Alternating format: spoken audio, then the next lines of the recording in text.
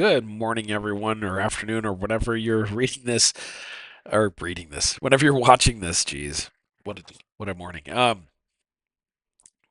We're gonna talk about this thing called continuous integration. I'm sure you've seen this before, a short form CI/CD, continuous integrations and continuous development. This first part is about continuous integration, and we're gonna talk about the practice of integrating code changes frequently so that we catch issues very early.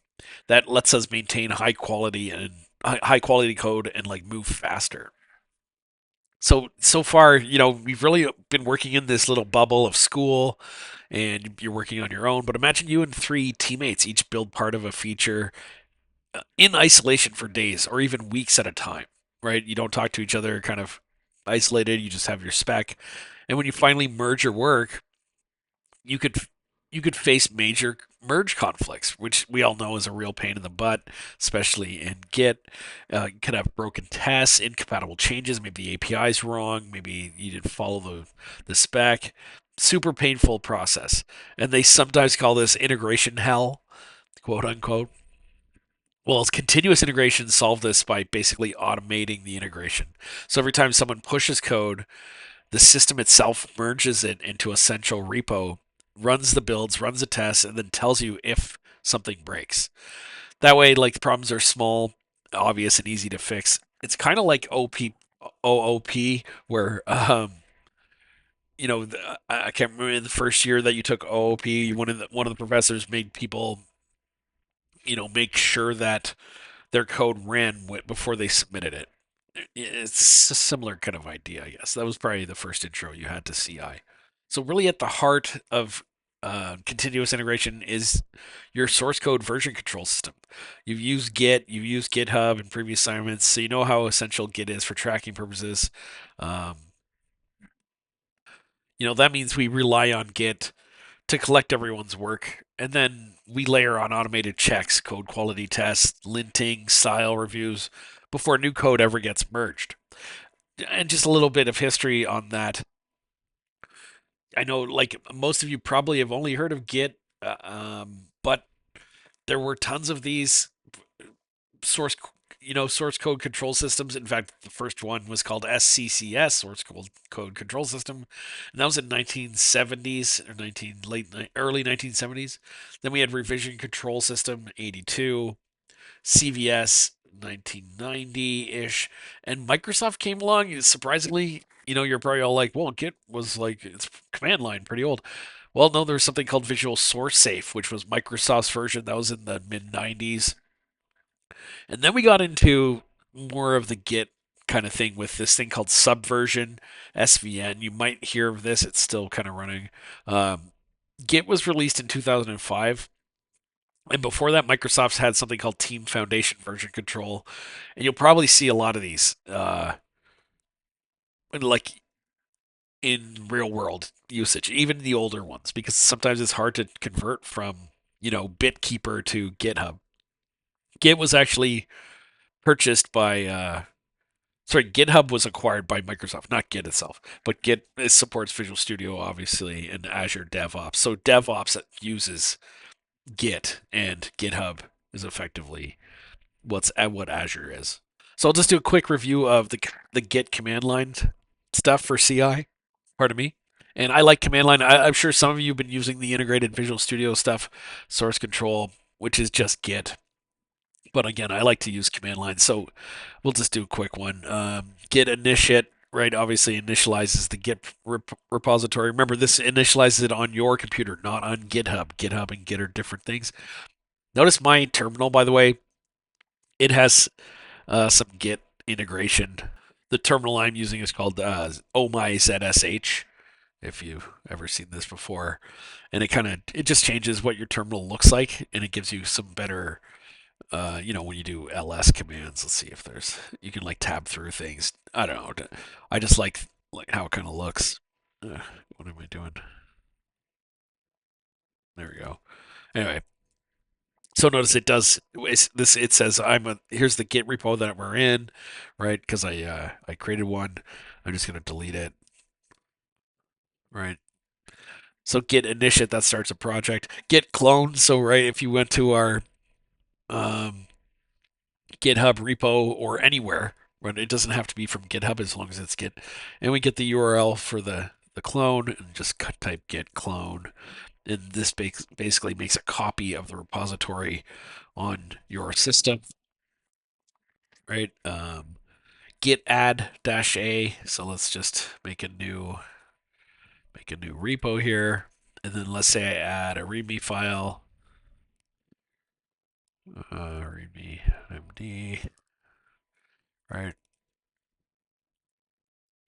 And git add dot will basically um, add everything to your Git repo.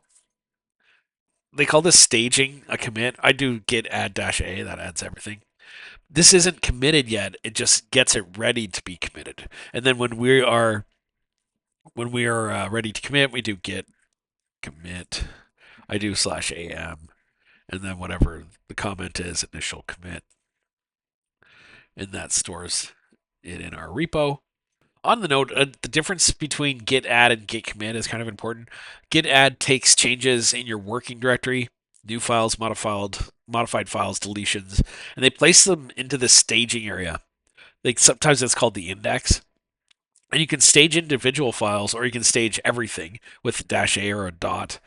But running git add doesn't create a new version snapshot. It just tells Git, hey, I want to include these files in my next commit, right? So you can make changes, but they don't necessarily get added unless you do the add.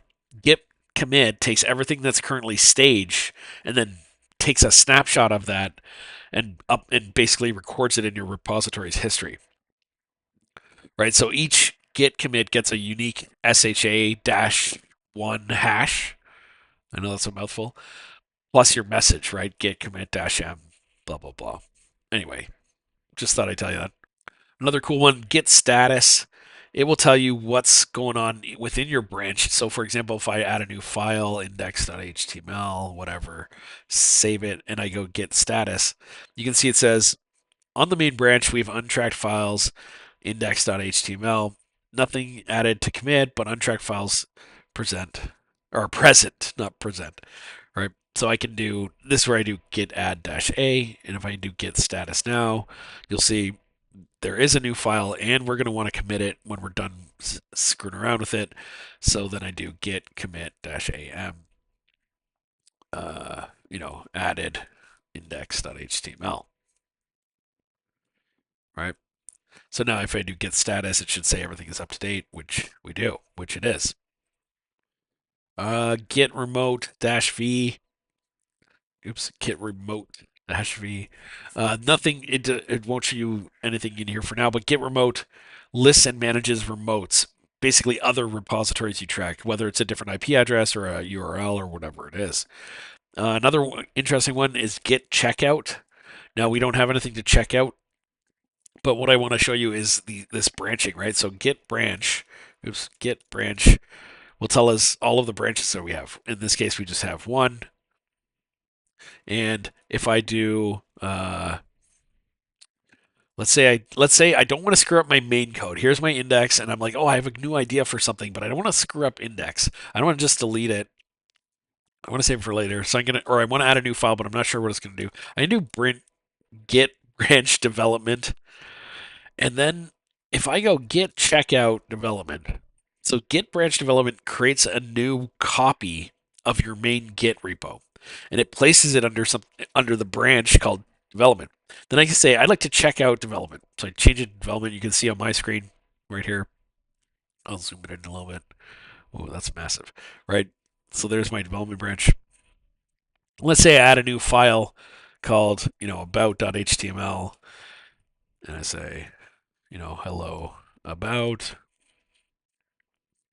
right? And then I do our commit. Let's do git add dash a, git commit am about page. And you'll notice here's the about, here's our index. In fact, let's even add something hello index, and we'll do a git. And I don't have to do an add anymore. I do add all the time just because it really doesn't make a difference. or I mean, it's better to add than not, in my opinion. Um, and modify index. So now, if you look at this real quick, so here's it says hello index here. But if you remember in our main branch, I didn't have hello index and I didn't have about.html. So if I do git checkout main, watch the code up here and watch what it's going to do on the screen.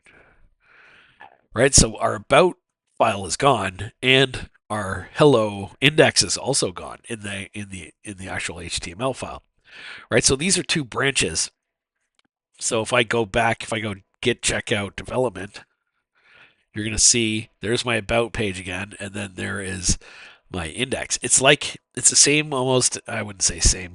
It's very similar to uh, taking a folder, copying it, and then pasting it back in, right? So you can see right here. But notice that if I show hidden files, see before if I don't have showed hidden files here, right here. If I go on Mac, it's Command Shift period. So you can see the Git folder. Inside of here, every time you do a commit, there's a copy of it created in this hidden folder. That's why it can get really huge at some point. That folder can get super big because it's saving every different version, every different branch, right? But so check it out again. I'll just show you the file folder. So if I go back here, git checkout main, you can see the about file is gone, and then the index is updated. Now let's say you've been working on that for a long time, or let's say you worked on the development branch, which you would be if you're working in a company, and you're like, okay, my code is perfect. I'd like to merge it into the main branch because eventually I want everyone to, um, access this code. So we call this a merge. So I can do, um, let's go to git checkout main, and I want to do git merge main development. And that merges both together. So notice that I am in main, and then here's my files. And our merge went pretty simple because there weren't too many changes. Sometimes this can be a merge nightmare. And if I could do git status, you can see what has been tracked and what hasn't. Moving on, something you probably haven't used too much, but you will in real life. Well, one is git push. We use to upload quote unquote to for sell or to git whatever git we send to git and then for sell grabs from git. But one you probably haven't used too often is fetch. So what's interesting about fetch is you're going to use it more when you work on multiple or a project with multiple people. So let's say for example I'm on some other computer, right? And I do git checkout, Harry's whatever bug fixes or something. I don't know, whatever. It was git branch bug fix, and then git checkout bug fixes. I'm stupid. Bug fix. Right, there we go. And I make some, bug fix, blah, blah, whatever. It doesn't matter. Well, let's say I'm doing all this and eventually I go git push and it pushes it to GitHub, but someone else, like yourself, is working on a computer somewhere else in the world. They don't know or they don't have your bug fixes. So what would happen is I would actually have to type git pull, and then we do origin main, and this would pull down the changes that you um, had pushed to GitHub or wherever the main repository is, right? So our systems aren't connected in that they automatically do the fixes. So in fact, a lot of times when you're at a company, you'll do a git pull right in the morning, see what's going on, any fixes that were done overnight or whatever. So talking about GitHub, remember, GitHub is just a service, but there's lots. There's another one called GitLab. There's Azure. You can make your own if you want to. It's all just running Git, and GitHub is really just a user interface for this stuff. But the next step to CI or continuous integration is we need a central location that hosts or saves these files so that we can do stuff with them automatically, right? And again, you should know how to do this, but we'll just quickly um, do a review. So I'll just gonna git checkout main. Let's see what's happening here. And then I'm going to actually make a new repo. We'll just call it git demo, GitHub demo. Make it private.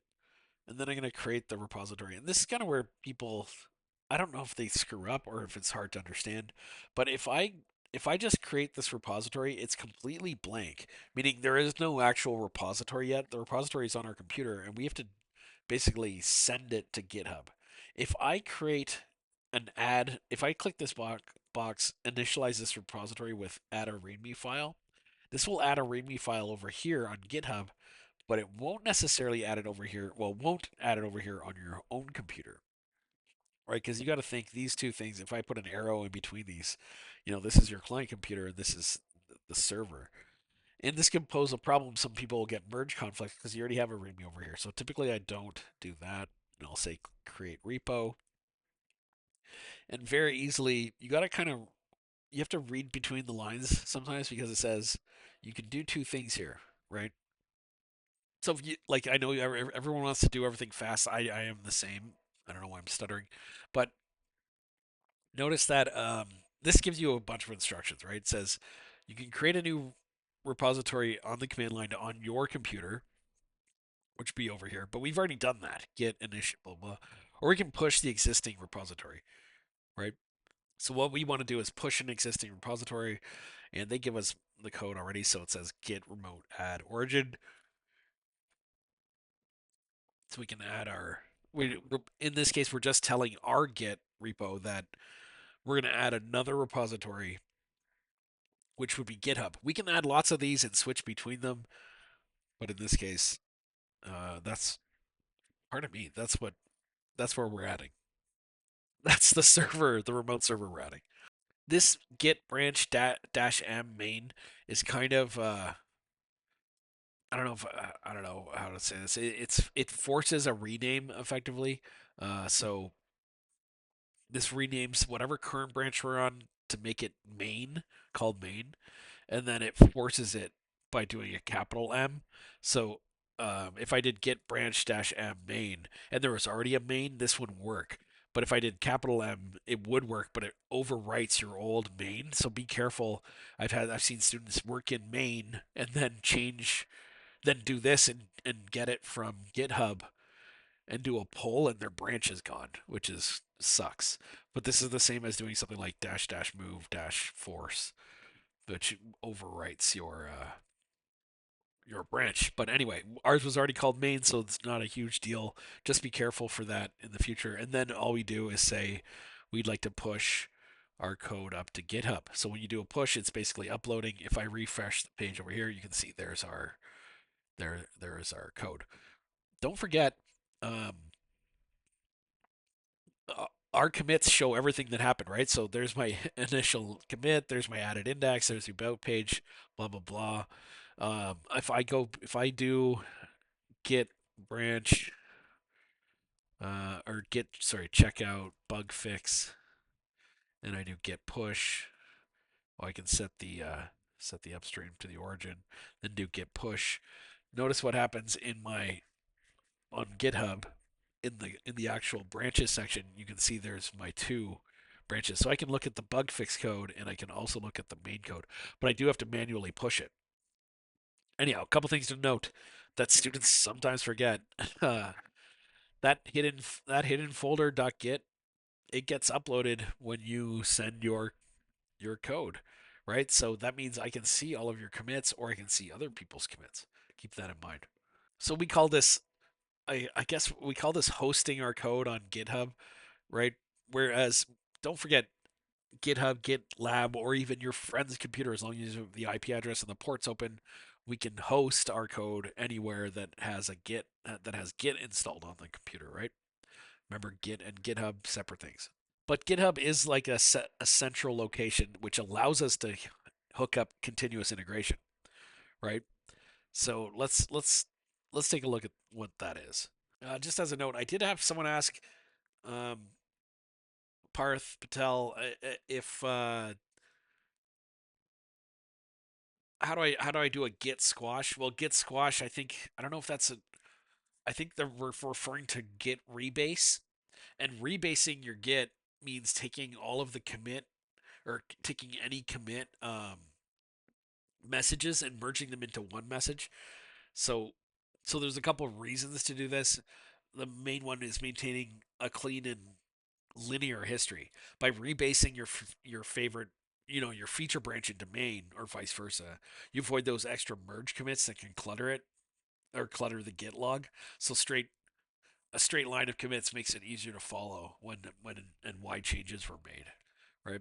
Integrating to upstream changes more smoothly. If main has moved while you've been working, like or if it's moved on while you've been working on it, git rebase main will apply your work on top of the latest main. That way you're always building on the most recent code and you won't get hit by like unexpected conflicts later when it's time to merge them.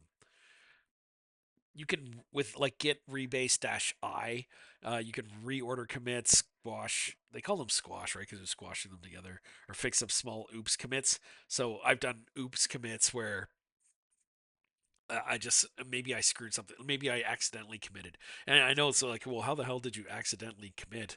Well, it can happen if you're quickly, let's say you forget to add, right? So if I change, let's say I change this hello index, I get rid of this bug fix, save the file, and I also make a new file like hello, I don't know, maybe contact, right? So now contact I've made and it's in here, but if I do git commit dash am and I say contact.html and then I do git push, my changes will push for index, but I haven't added contact. So I forgot to do git add contact. So now I have a screw up because I'd be like, oh, I didn't act. This wasn't actually adding contact.html. All it did was add my changes for index. So this is one of the screw ups that could have happened. Oops. Right. So if I do git push now and I refresh my commits, you're going to see I have two contact updates or commits, which I really don't want to do. So I might want to rebase those or aka squash them. So if you do git log over here, the log is the same thing as our log over here on GitHub, right? You can see there's all our commits, what we actually did, you know. Um, and what we want to do is we want to grab like the commit number. So we can start by doing this by doing git rebase dash I, and then head is the like what at the top of the commits, and then how many do we want to rebase? Oh, let's go back three. Actually, we'll go back. I think I have three now. I just because of when I changed my. Yeah, actually, I did. Let's push them. So if I look here, I think I have three. There's the head, and then so that would be two, I guess. So if I do git, it's been a long time since I rebase, but check it out. Let's see, rebase dash I head, and then let's go back. Let's go back two. We can always. I think it's. I think it's how many you count commits you go back. So maybe it's three. Let's see. We'll see. If merge, if one of these contacts is still here, I screwed up. Cannot rebase. You have unstaged changes. Please commit or stash them. Let's see what our changes are. So I do git status, modified DS store. What the hell is DS store? I don't even know. Let's get rid of this. Let's see git status. Ah, now I want to go forward back.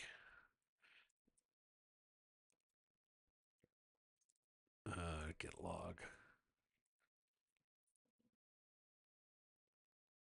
Right. See, this can get super confusing. And then push it.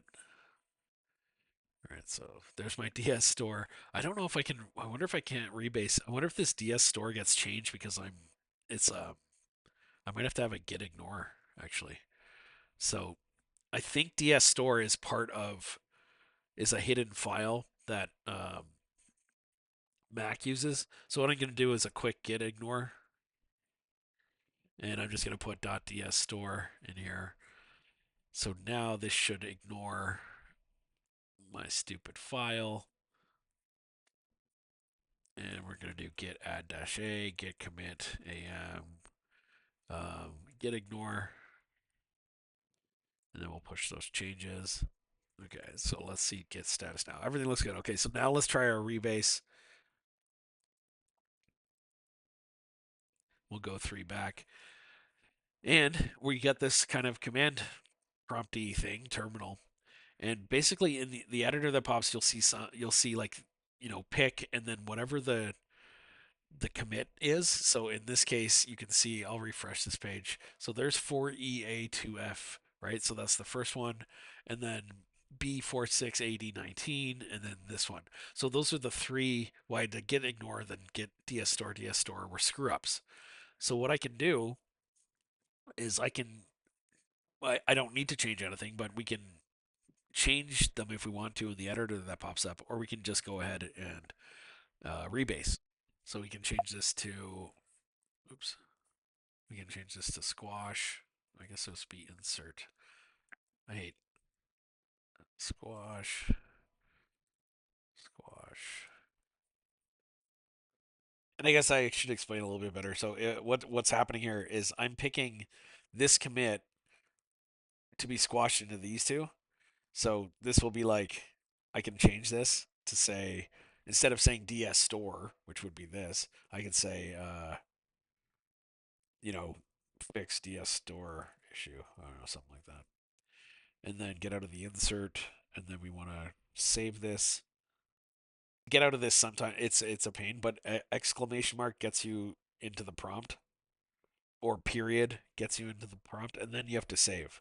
So don't forget your terminal commands, your VI commands. And weird, right? Weird command would be W for save. W is write, right? So it's strange. You have to get used to that if you're Linux or Mac or whatever, or using that kind of stuff. And then once we go back to once we save and close, Git should combine them and open an editor that we can craft a single commit message. And you can see right here, so I did semicolon, or sorry, dot and then Q or semicolon Q. And you can see this is a combination of 3 commits. This is the first commit, dsstore. This is the commit message, dsstore, blah, blah, blah. Kind of a pain, right? And then we'll just quit this. We'll save and exit, right? So, right, and then Q, there we go. So that rebased it. And if I do a git push, oh, what do I do? Updates for directories that typically current branches behind. Right, integrate the changes. Wow, I just did that. Oh, we have to reconcile the rebase, which looks like this, and then we should be able to push it now. Or should I pull first and then push? Yeah, there we go. All right, so if I refresh this now, you can see that it merged them all together. Now, if you wanted to instead, um, I think there's a squash merge feature, and I'm not super great with this, but if you check out your main branch, which we did, and then we do a pull, and I think we can do git merge squash, and then whatever it is that we're working on. So I think this would be. Well, let's just see what they. Let's see if we can change this. Well, actually, we'll need another branch, so let's do bug fix. So if we did git merge squash and then bug fix. Did we already do that? Okay. Whatever. Some feature. Get out of here. Sorry. Git branch feature 1. Git checkout feature 1. Let's make some changes. Whatever it is. Blah, blah, blah. Git commit features. And then git push. Oh no, I can't push yeah, I'll do it from the origin. Doesn't matter. That just gives us another um, branch on GitHub. Right, so you can see right here, features. And now let's go back to main. Git checkout main. We'll pull down. Then we'll merge feature 1. I think that works. And then git commit dash -am added a feature. And then I push it. All right, there you go. Okay, so what I did there was basically I have a branch called feature, and notice I have a features commit here, but in my main branch, it just says added a feature. So this is probably the best way I would say to do this. I'm gonna do it again, so check this out. So I'm in my main, right? We'll just clear this. I'm in main, and I want to create a new branch, git branch, and let's say it's like I don't know, working on. We'll just say a feature. It sounds not realistic. Um, how come I not think it? Let's say shopping cart, checkout fix, checkout bug, right? So my boss comes up and they're like, "Hey, there's a bug with checkout. What's going on? I don't know." Okay, so I'm gonna make a new branch. I'm gonna check it out. I don't know why I called it checkout bug. Stupid idiot. But okay, so it's called checkout bug, and I start doing changes in here. And this is not going to be. It's more important about what we're really doing. So let's say I make an update to the contact. I go git add dash a, git commit am, you know, fixed bug number one, and then I make another change to index, and we just say whatever, and I go git commit am fixed bug number two, and we'll just do one more.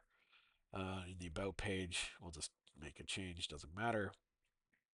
Git commit am fixed bug number three. Right, so we have those. And now I'm going to push it. We have to obviously set our origin. Right, so I push it over to GitHub, and you can see here it is right here. Checkout bug. You can see there's my three bug fixes. Bug fix one, bug fix two, bug fix three. Now when I want to bring it back to main, I don't want to have those three commits that are, inside of my actual branch for checkout bug. I just want to have one commit that is, hey, I fixed the bug. Even though that it took like three or four things to get it fixed, in the main branch I want to see, um, that it's just been fixed. But the cool thing is I can always go back to check out the actual mini fixes that were put in there. So if I want to merge these or squash these together, so I go git checkout main, right? So this would be the main branch. I'll pull down from the server, which is already up to date, right? Then I'm going to say git merge and squash the checkout bug, right? And you can see there it is right here. No conflicts or anything in this case. Then I'm going to commit them with a new message that just says, the checkout fix. And then I'm going to push it. And you can see in my main branch now, it just says checkout fix as opposed to saying the three fixed bugs. But if I switch back to checkout bug, you can see those are the three things that I did. So it's kind of good in that it does keep our main repo um, up to date, and it will merge or squash all of the commits together. Anyway, that was someone asked in class. Hopefully that kind of explains it. I know it was kind of a mouthful. Anyhow, that's the first part of CI, or that is CI. That's continuous integration, merging everything back together.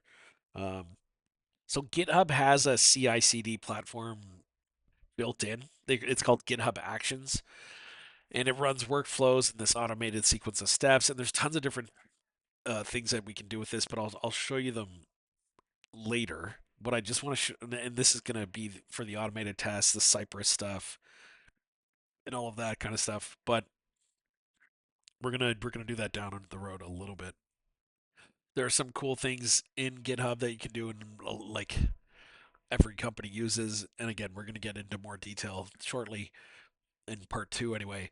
But one of the major ones is probably this pull requests, and pull requests are effectively telling everyone else in the project that hey, there's something new, and or something new that someone was working on. And if they're not the admin or whatever, then the admin has to approve this to come into the main branch, right? So you can see we had a couple pushes. Here's this, and we can actually check out. the pull request, or we can make a new pull request too. We can say, hey, I would like to note that everyone should get these features, and I'd like to merge it into the branch. Now, with continuous development, we can automate this process so that GitHub will run your pull requests and it will check it against ESLint, or it'll check it against Jest tests, it'll check it against Cypress tests, and if it fails, GitHub will block the merge until you fix the issues so that it doesn't contaminate the rest of the entire universe. It's pretty cool stuff, but again, more advanced. We're going to come back to it after.